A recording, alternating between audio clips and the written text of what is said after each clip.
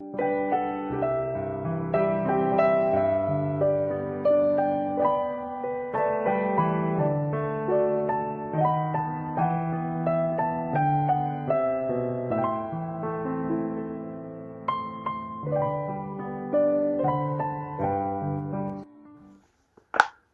dia, queridos irmãos e ouvintes. Que Deus Pai, Deus Filho e Deus Espírito Santo abençoe a todos na manhã deste dia. Vamos orar, queridos. Pai Santo, Pai querido, bendito seja o nome do Senhor. Louvado e exaltado seja o Senhor de eternidade a eternidade. Graças te rendemos na manhã deste dia, pelo privilégio de entrarmos na tua presença, falar com o Senhor. Agradecer ao Senhor por mais este dia em que acordamos com vida, com saúde. Nós convidamos o Senhor e o Espírito Santo para participarem de todas as nossas atividades deste dia de hoje. Segure em nossas mãos e nos ajude a combater as lutas diárias deste dia. Obrigado pela bênção imerecidas derramadas sobre as nossas vidas. E perdoe os nossos pecados. No nome santo do Senhor Jesus, o nosso Salvador, é que nós oramos e agradecemos a Ti. Amém, Senhor. Queridos, vamos ler na palavra de Deus, Salmo de número 37, apenas os versículos 3, 4 e 5, que diz assim: Confia no Senhor e faz o bem, habita na terra e alimenta-te da verdade. Agrada-te do Senhor e Ele satisfará os desejos do teu coração. Entrega o teu caminho ao Senhor, confia nele e o mais Ele fará. Amém. Senhor Deus, abençoe a sua palavra lida em nossas vidas.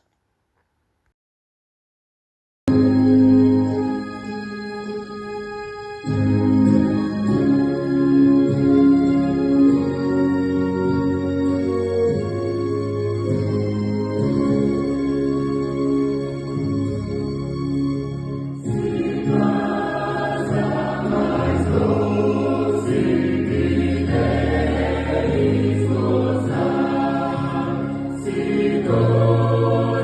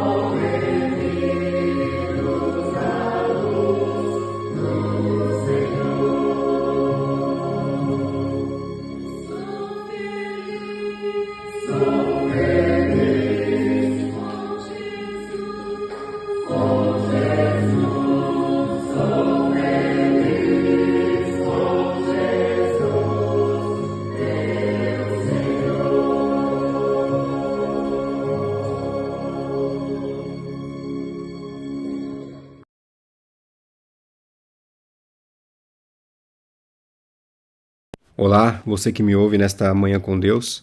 Quero compartilhar contigo o texto que se encontra em Gênesis, capítulo 3, os versículos 16 e 17. E assim diz a palavra do Senhor. E a mulher disse: multiplicarei sobremodo os sofrimentos da tua gravidez. Em meio de dores darás à luz filhos. O teu desejo será para o teu marido, e ele te governará. E a Adão disse: visto que atendeste à voz da tua mulher e comeste da árvore que eu te ordenara não comesses, maldita é a terra por tua causa. Em fadigas obterás dela o sustento durante os dias de tua vida. Até aqui, a palavra do Senhor. Você já parou para pensar em como as ações de Adão e Eva, os nossos primeiros pais, influenciam a nossa vida diária? Ao ler o texto bíblico, a maldição em si parece ser bastante direta. As mulheres se esforçarão no parto, enquanto os homens se esforçarão no trabalho. Porém, como essa antiga maldição, ela se evidencia em nossa existência moderna, enquanto nós buscamos desenvolver nossa salvação com temor e tremor. Como que ela se evidencia? No cerne dessa maldição que nós vemos está o ato de rebelião contra Deus. Adão e Eva não estavam satisfeitos com o que o seu pai lhe havia dado, e eles consideraram então necessário seguir os seus próprios interesses. Eles escolheram buscar realização fora do seu relacionamento com Deus, em vez de confiar que ele satisfaria todas as suas necessidades. E ao fazer isso, eles romperam o relacionamento com ele. Eu acredito que a maldição, como vistas hoje, no século XXI, não seja apenas a dor de parto e do trabalho árduo.